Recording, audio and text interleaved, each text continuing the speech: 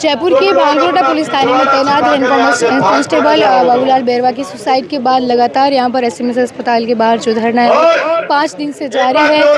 जो समाज के लोग हैं यहां पर किसी पद पर वो यहां पर आ रहे हैं, पूरे जो मंत्री एमएलए वो भी यहां पर आ रहे हैं। हमारे साथ बांदीकुई से पूरे जो एमएलए गजराज सिंह सिंह खटाना है वो है, उनसे जुड़ने की कोशिश करेंगे।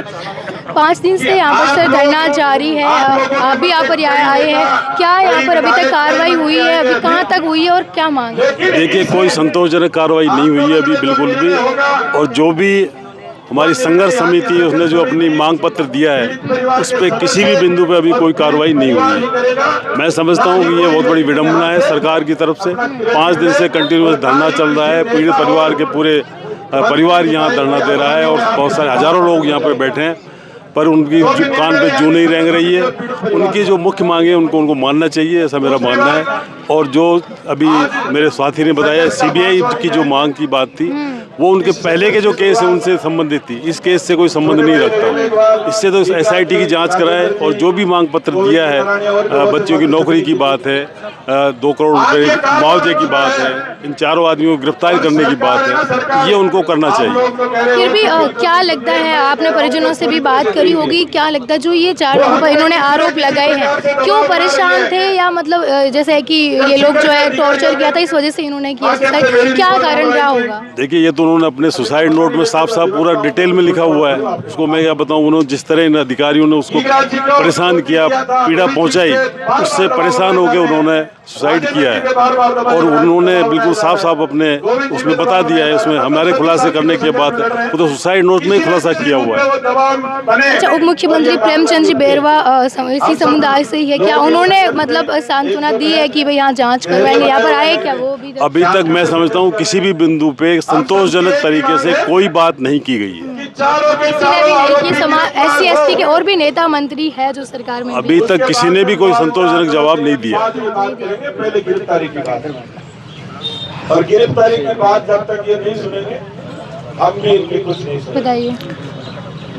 देखिए, बाबूलाल बैरवा जी को जो ये न्याय की बात जो की जा रही है, वो अपना जब जीवन लीला जब समाप्त कर रहे थे तो उन्होंने एक सुसाइड नोट लिखा है।